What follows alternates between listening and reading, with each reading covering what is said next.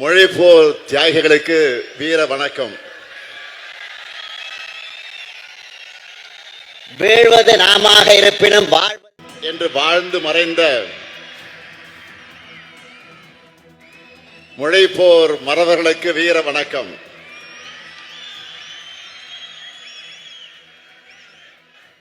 திராவிட இயக்க தீரர்களே, நீங்க உருவாக்கி கொடுத்த நிலத்துல தான் நாங்க வாழறோம். மொழிப்போர் வீரர்களே, உங்க மூச்சு காற்று தான் இப்போ எங்களை இயக்கிக்கிட்டு இருக்கு. தமிழ்த்தாயின் தியாக பிள்ளைகளை, தலைப்பிள்ளைகளை, உங்களை வணங்குகிறேன். எழுச்சியோடும் உணர்ச்சியோடும் நடைபெற்றுக் கொண்டிருக்கக்கூடிய இந்த கூட்டத்தினுடைய தலைவர், ஆற்றல் மிகு மாவட்ட செயலாளர் சட்டமன்ற உறுப்பினர் சுந்தர் அவர்களே,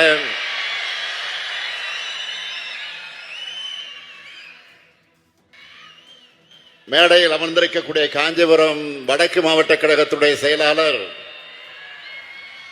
மாண்புமிகு அமைச்சர் அருமை நண்பர் அன்பரசன் அவர்களே, நாடாளுமன்ற உறுப்பினர் செல்வம் அவர்களே, சட்டமன்ற உறுப்பினர் எழிலரசன் அவர்களே, வணக்கத்திற்குரிய மேயர் மகாலட்சுமி யுவராஜ் அவர்களே, மற்றும் இயக்கத்தினுடைய முன்னோடிகளே, மாவட்ட மாநகர கழக நிர்வாகிகளை, ஒன்றிய நகர பகுதி பேரூர் உள்ளிட்ட கழக அமைப்புகளின் நிர்வாகிகளை, கிளைக்கழக வார்டு கழகத்தினுடைய செயலாளர்களை, கழக முன்னோடிகளை, அனைத்து அணிகளின் நிர்வாகிகளை, ஈட்டி முனைகளாக இருக்கக்கூடிய நாட்டின் திருப்பு முனைகளாக இருக்கக்கூடிய ஈடு இணையற்ற இளைஞரணியின் தம்பிமார்களே, தலைமை செயற்குழு பொதுக்குழு உறுப்பினர்களே, உள்ளாட்சி அமைப்புகளின் பிரதிநிதிகளே, நிறைவாக நன்றி உரையாற்ற இருக்கக்கூடிய மாநகர செயலாளர் தமிழ்ச்செல்வன் அவர்களே, என் உயிரோடு கலந்திருக்கக்கூடிய நம்முடைய முத்தமிழறிஞர் தலைவர் கலைஞர் அவர்களின் உயிரினும் உயிரான அன்பு உடன்பிறப்புக்களை, உங்கள் அனைவருக்கும் என்னுடைய அன்பான வணக்கம். ஆண்டுதோறும் இந்த ஜனவரி 25ஆம் நாளை மொழிப்போர் தியாகிகளை நினைவுகூர வகைகளை வீர வணக்க நாளாக நாம் கடைபிடிச்சுட்டு வரோம். இன்று தமிழ்நாடு முழுவதும் மொழிப்போர் தியாகிகள் கூட்டம் இதே போல நடந்து கொண்டிருக்கிறது. நான் காஞ்சி மாநகருக்கு வந்திருக்கிறேன். சாதாரண காஞ்சிக்கா வந்திருக்கிறேன். பேரறிஞர் அண்ணாவை தந்த காஞ்சிக்கு வந்திருக்கிறேன். நம்ம எல்லாம் ஆளாக்கிய அன்பின் தெய்வம் அண்ணாவின் காஞ்சிக்கு வந்திருக்கிறேன்.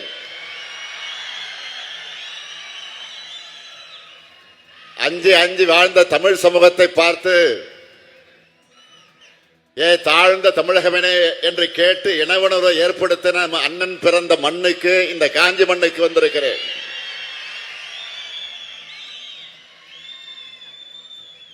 வரலாற்றில் எத்தனையோ தலைவர்கள் உண்டு.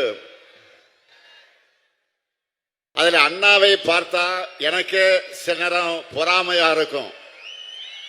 ஏன் தெரியுமா? பெரியாரை போல குருவும் கலைஞரை போன்ற ஒரு சிஷியனை கிடைச்ச ஒரே தலைவர் பேரறிஞர் அண்ணா தான்.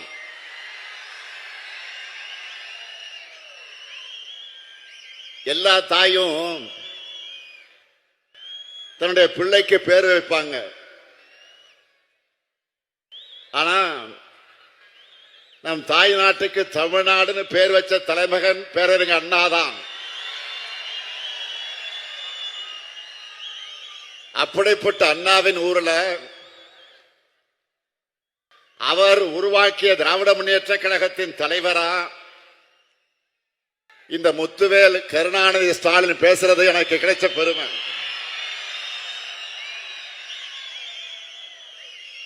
மிக மிக உணர்ச்சி மயமான மனநிலையில இங்க உங்க முன்னால நான் நின்றுகிட்டு இருக்கேன்.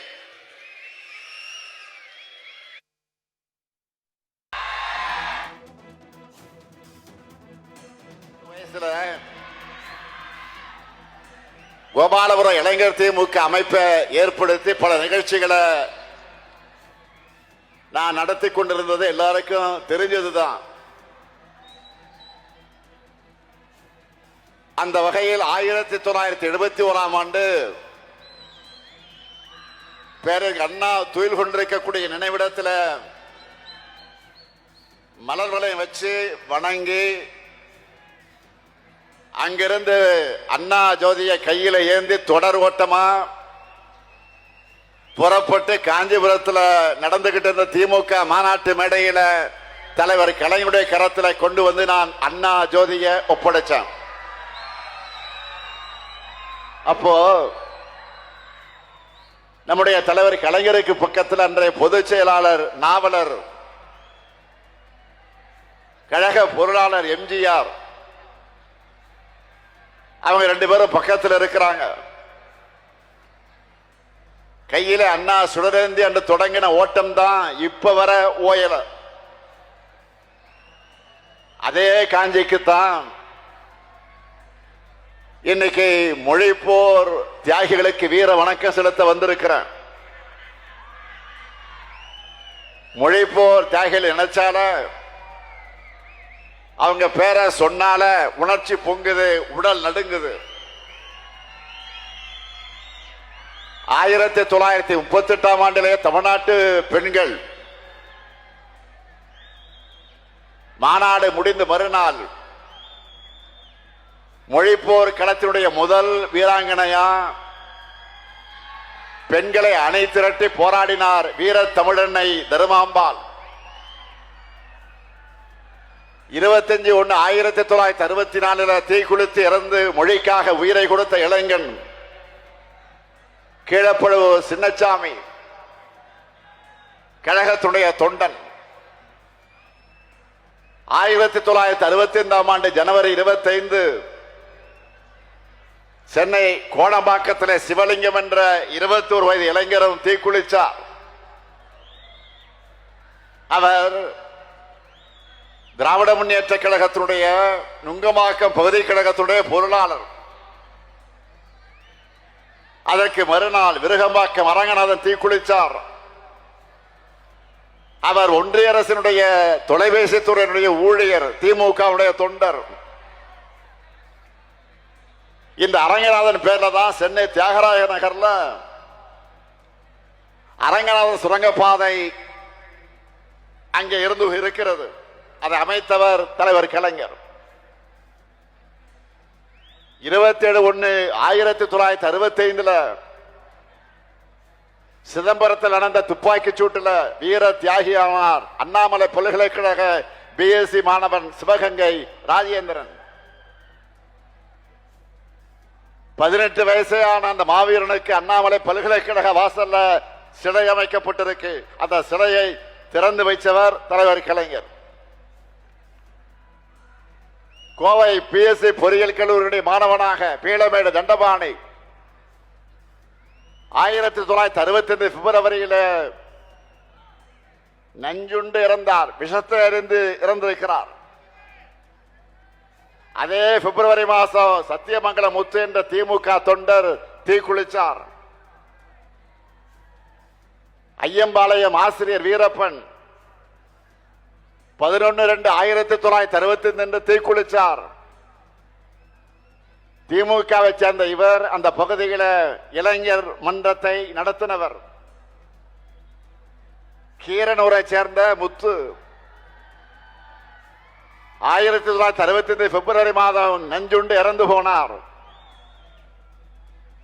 22 வயதான விராலிமலை சண்முகம் என்கின்ற திமுக தொண்டர் 25/1/1965 என்று விஷத்தை அறிந்து இறந்து போயிருக்கிறார்.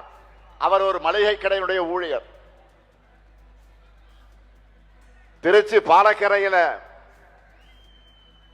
16 கோடி ரூபாய் மதிப்பீட்டிலே கட்டப்பட்டிருக்கக்கூடிய பாலத்திற்கு கீழப்பழுவு சின்னசாமி விராலிமலை சண்முகம் ஆகியோர் நினைவா சின்னசாமி சண்முகம் பாலம்னு பெயர் சூட்டினார் தலைவர் கலைஞர் அவர்கள். இவங்க எல்லாருக்கும் மொழிப்போர் தியாகிகள் மணிமண்டபங்களை அமைச்சிருக்கிறோம். சென்னையில் இருக்கக்கூடிய மிக முக்கிய கட்டடங்கள்ல ஒன்றுக்கு தியாகிகளான தாளமுத்து நடராஜன் ஆகிய இருவர் பெயரையும் சூட்டினார் தலைவர் கலைஞர். இன்னைக்கு காலையில கூட நான் நேரடியாக சென்று அந்த கட்டிடத்தில் புதிதாக அமைக்கப்பட்டிருக்கக்கூடிய தாளமுத்து நடராஜன் சிலைகளை திறந்து வச்சுட்டு தான் இந்த நிகழ்ச்சிக்கு வந்திருக்கிறேன். இவர்கள்தான் தமிழ் தாயினுடைய தலைப்பிள்ளைகள், தியாக தீர திருவுருவங்கள். மொழியை காக்க போராடின நம்ம கழகம் ஆட்சி அமைச்சதும் இருமொழி கொள்கை சட்டத்தை நிறைவேற்றினார் நம்முடைய ஒப்பற்ற தலைவர் பேரறிஞர் பெருந்தகை அறிஞர் அண்ணா. இன்றைக்கு வரைக்கும் யாராலும் அதை தொட்டு கூட பார்க்க முடியல. எப்படியாவது இந்திய நம்ம மேல திணிக்கணும்னு மும்மொழி திட்டத்தை அமல்படுத்த ஒரு கும்பல் துடிக்குது. தேசிய கல்வி கொள்கையை கொண்டு வந்து அதற்கான முயற்சிகளை ஈடுபடுவது இந்திய திணிக்கத்தான். நேரடியா திணிக்க முடியலன்னு பள்ளி பல்கலைக்கழகம் மூலமா திணிக்க முயற்சி பண்றாங்க. சில நாட்களுக்கு முன்பு சென்னைக்கு வந்த ஒன்றிய கல்வி அமைச்சர் தர்மேந்திர பிரதான் அவர்கள் நமக்கு மொழி பாடம் எடுத்துட்டு போயிருக்கிறார். எல்கேஜி பையன் பேராசிரியருக்கு பாடம் எடுக்கிற மாதிரி இருக்கு அவருடைய செயல்பாடு.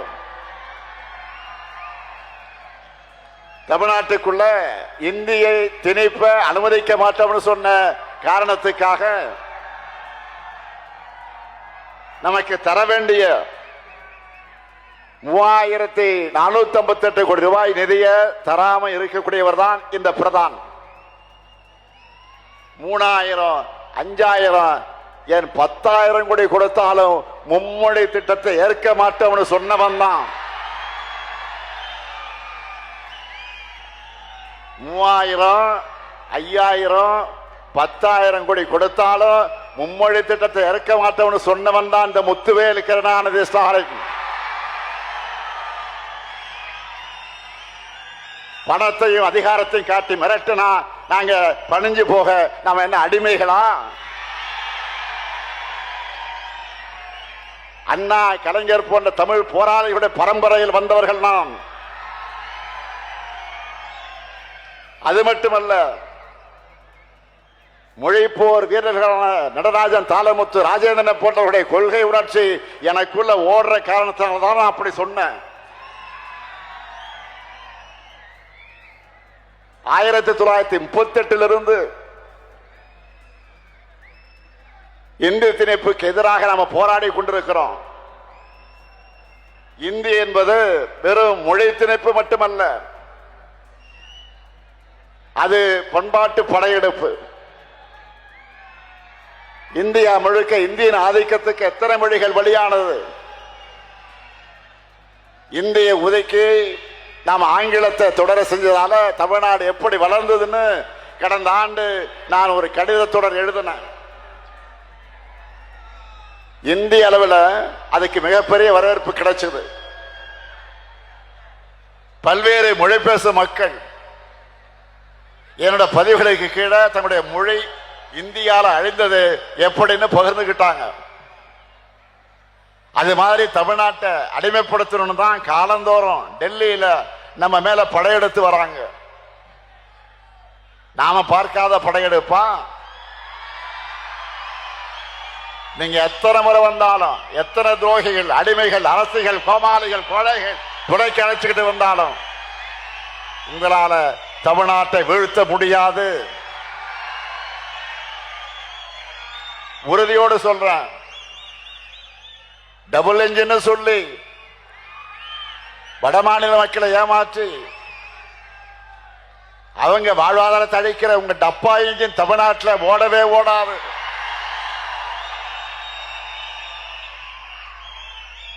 ரெண்டாயிரத்தி 21 பெற்ற தோல்வியிலிருந்து எந்த பாடமும் கத்துக்காம மறுபடியும் கொத்தடிமை கூட்டமான அதிமுகவின் தோல்ல வந்து பாஜக வருது. இங்க சுந்தர் பேசுகிற போது சொன்னார,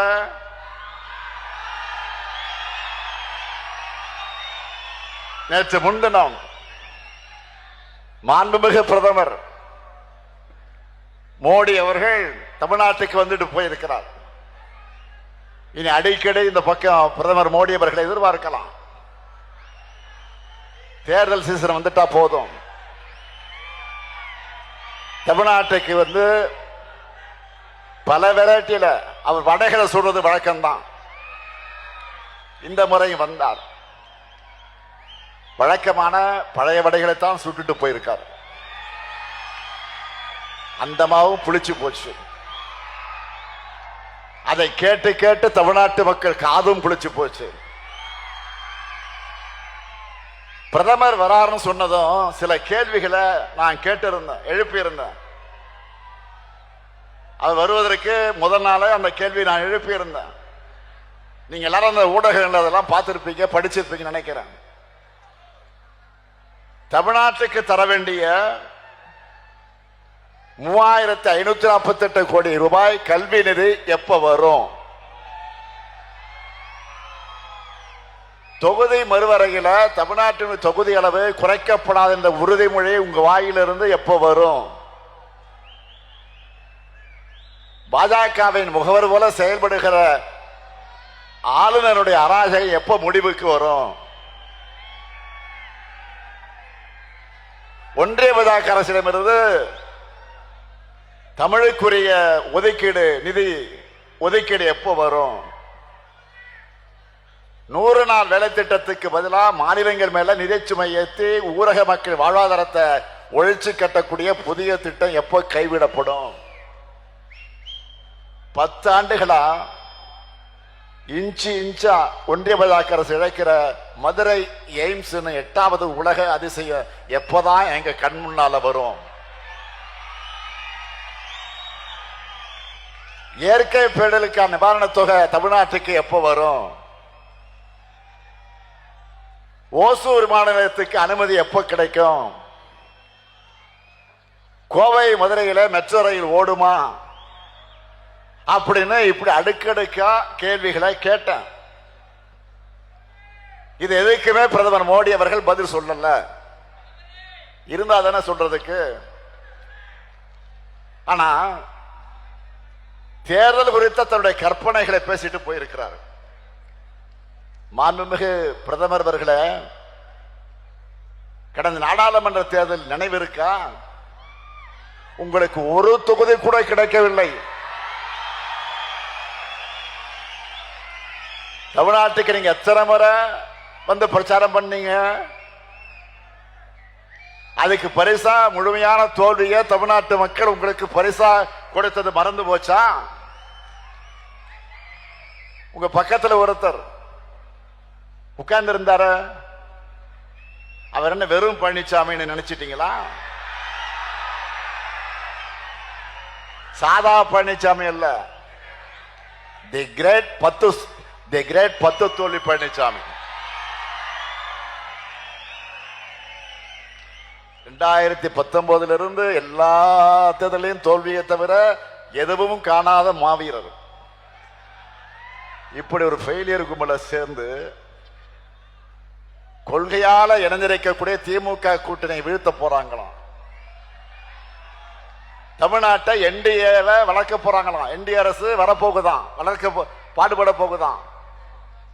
இதை எப்படி பிரதமரால் சிரிக்காம சொல்ல முடியுது? நல்லா கவனிங்க. அதிமுக அரசு இல்ல, அவங்களே என்டிஏ அரசுன்னு தான் சொல்றாங்க. இப்போ நீங்க வந்து வந்து வளர்க்கிற நிலையிலாம் நாங்க இருக்கிறோம். தமிழ்நாடு ஏற்கனவே வளர்ந்துதான் இருக்கு, நாளும் வளர்ந்துகிட்டே இருக்கு. இது நீங்க கெடுக்காம இருந்தாலே போதும். தமிழ்நாடு பொருளாதாரத்துல, தொழில் முதலீட்டுல, கல்வியில, வேலை வாய்ப்புல, மருத்துவத்துல, சமூக வளர்ச்சி குறியீடுகள்ல வளர்ந்திருக்கு. அது ஒன்றிய அரசாலேயே மறைக்கவோ மறுக்கவோ முடியாத அளவுக்கு வளர்ந்திருக்கு. உங்க புள்ளி விவரங்கள் அதைத்தானே சொல்லுது. பிரதமர் அவர்களே, தமிழ்நாட்டை அழிக்கும் உங்க எண்ணம் பலிக்காது. பக்தர்கள் மணமகக்கூடிய ஆட்சியை நடத்துகிறோம். நம்ம காஞ்சிபுரம் கோயில்கள் நிறைந்த நகரம். இங்க குழப்பம் ஏற்படுத்த நினைச்சா அந்த எண்ணம் நிறைவேறாது. நாடும் நாட்டு மக்கள் அமைதியாக வாழுகிற இந்த நிலை சிலருக்கு பிடிக்கல. ஏன் நாட்டினுடைய பிரதமரை இந்த நோக்கம் கொண்டவராக இருப்பது அவர் வகிக்கக்கூடிய பதவிக்கு அழகல்ல. தமிழ்நாட்டில் போதை மருந்து நடமாட்டம் அதிகமாயிடுச்சுன்னு பொத்தாம் பொதுவா பிரதமர் பதவியிலிருந்து அவர் பேசிவிட்டு செல்வது சரியல்ல. நாடு முழுக்க கடந்த 5 ஆண்டுகள்ல துறைமுகங்கள் வழியா கடத்தப்பட்ட 11,311 கோடி ரூபாய் அளவிலான போதைப் பொருள் பிடிபட்டிருக்குன்னு ஒன்றிய அரசு தெரிவிச்சிருக்கு.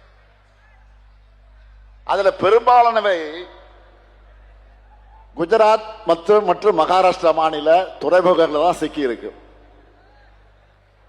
இந்த மாநிலங்களை யார் ஆட்சி செய்யறாங்க? திமுகவா? இல்லையே, உங்க ஆட்சி தான் நடக்குது. டபுள் இன்ஜின் சொல்ற டப்பா இன்ஜின் தானே ஓடுதுங்க.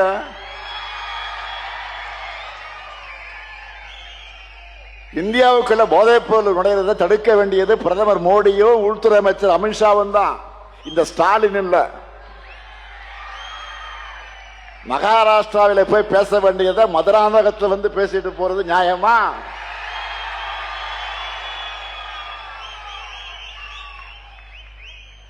அடுத்து தமிழ்நாட்டில் பெண்களுக்கு பாதுகாப்பு இல்லைன்னு இதை வேற பிரதமர் அவர்கள் சொல்லிட்டு போயிருக்காரு. புதுமை பெண், விடியல் பெண், விடியல் பயணம், உரிமை தொகை, தோழி விடுதுன்னு பெண்களுக்காக நாங்கள் செயல்படுத்துகிற திட்டங்களால பெண்களுடைய சமூக பங்களிப்பு தமிழ்நாட்டில் அதிகமாக இருக்கு. அதிகமான மாணவிகள் கல்லூரிகளுக்கு வந்து படிக்க வர்றது தமிழ்நாட்டில் தான். இந்தியாவில் அதிகமான பெண்கள் தொழிற்சாலையில் வேலை பார்ப்பது தமிழ்நாட்டில் தான். இது எதுவும் தெரியாம ஆளுநர் போலவே பிரதமர் அவர்கள் பேசுவது மிக மிக கண்டனத்துக்குரியது. 5 மாத கர்ப்பிணி பெண்ணான பில்கிஸ் பானு அவர்களை கூட்டுப்பாலை வன்கொடுமைக்கு உள்ளாக்கின 11 குற்றவாளிகளை விடுதலை செஞ்சது உங்க குஜராத் அரசு தானே. உலகமே அதிர்ச்சி அடைஞ்சாங்களே. உச்ச நீதிமன்றமே அதை ரத்து பண்ணுச்ச. நீங்க பெண்கள் பாதுகாப்பு பத்தி பேசலாமா? அதுவும் பாலியல் குற்றங்கள் ஈடுபட்ட குற்றவாளிகளுக்கு முன்விடுதலை கிடையாதுன்னு சட்டமன்றத்தில் தடை சட்டம் நிறைவேற்றி இருக்கக்கூடிய இந்த ஸ்டாலின் அரசை பத்தி நீங்க பேசுவதற்கு உங்களுக்கு யோகியதை இருக்குதா? அருகதை இருக்குதா? குற்றங்கள் அதிகமாக நடக்குது பிரதமர் அவர்கள் பேச நினைச்சா எங்க போய் பேசணும்? பாஜக கூட உத்தரப்பிரதேசம் போய் தான் பேசணும். மணிப்பூர்ல போய் பேசுங்க. இதை விட இன்னொரு கூத்து என்ன தெரியுமா?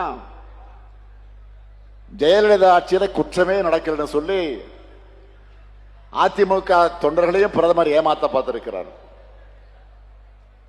குஜராத் மோடியா இந்த லேடியான்னு தமிழ்நாட்டில் ஊர் ஊரா போய் அம்மையார் ஜெயலலிதா கேட்டாங்க தெரியுமா? அதெல்லாம் மறந்துடுச்சா?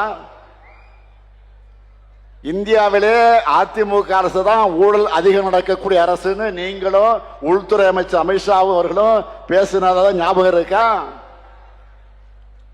இது எல்லாத்தையும் நீங்க ஒருவேளை மறந்திருக்கலாம், தமிழ்நாட்டு மக்கள் மறக்க மாட்டாங்க. வழக்கம் போல இந்த தேர்தலையும் பாஜகவுக்கு என்ன செய்யணுமோ அதை சிறப்பா செஞ்சு அனுப்பத்தான் போறாங்க.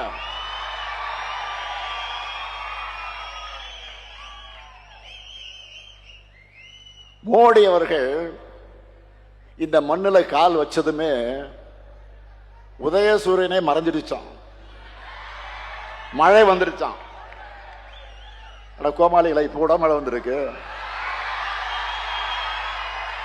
சொல்றது யாரு? நம்ம பழனிசாமி, 10 சாமி. வாழ்க்கை முழுக்க கால்களை மட்டுமே பார்த்துட்டு இருந்தா சூரியன் எப்படி தெரியும்? பழனிசாமி அவர்களே, பழனிசாமி அவர்களே, வாழ்க்கை முழுவதும் காலையே பார்த்துக்கிட்டு இருந்தா சூரியன் எப்படி உங்களுக்கு கண்ணுக்கு தெரியும்? ஒரு முறை ஆச்சு தலை நிமிர்ந்து பாருங்க, அப்பதான் சூரியனுடைய இருப்பும் பவரும் உங்களுக்கு தெரியும். தமிழ்நாட்டுக்கு ஒன்றிய பாஜக அரசு தொடர்ந்து செஞ்சுட்டு வரக்கூடிய வஞ்சகத்தை தட்டி கேட்கக்கூடிய துணிச்சலும் முதுகெலும்பும் திராவிட முன்னேற்ற கழகத்திற்கு மட்டும்தான் இருக்கு.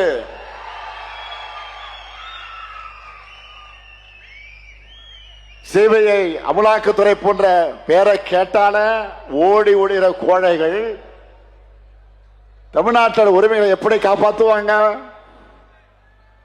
பாஜகவோட ஏவல் படையா செயல்படுகிற புலனாய்வுகளை வச்சுக்கிட்டு திமுகவை மிரட்டி பார்க்கலாம், பணிய வைக்கலாம் நினைச்சா மக்களுடைய ஆதரவோடு அதை எதிர்கொள்கிற உறுதி திமுகவுக்கு இருக்கு.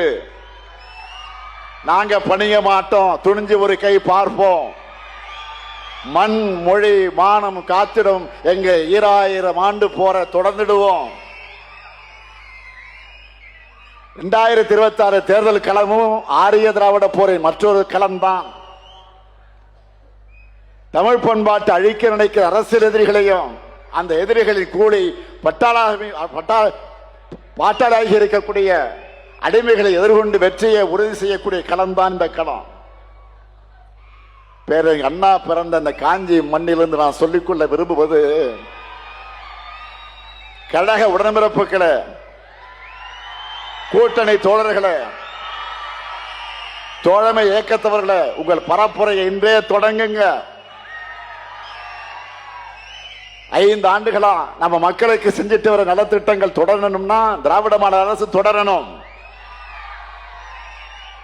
உத்தரப்பிரதேசம் போல, மணிப்பூர் போல தமிழ்நாடு வன்முறை காடாகாம தடுக்கப்படணும். திராவிட மாடல் அரசு தொடர கழகம் 7வது முறையாக ஆட்சி அமைக்க மொழிப்போர் தியாகத்தின் மீது உறுதி எடுப்போம். பேரறிஞரை தந்த அண்ணாவின் காஞ்சியில இருந்து நான் உறுதியாக சொல்லுகிறேன், டெல்லியின் ஆதிக்கத்திற்கு தமிழ்நாடு என்றொக்கும் தலை குனியாது. மீண்டும் சொல்லுகிறேன், டெல்லியின் ஆதிக்கத்திற்கு தமிழ்நாடு என்றும் தலை குனியாது. தீ பரவட்டும், வெல்வோம் ஒன்றாக. நன்றி, வணக்கம்.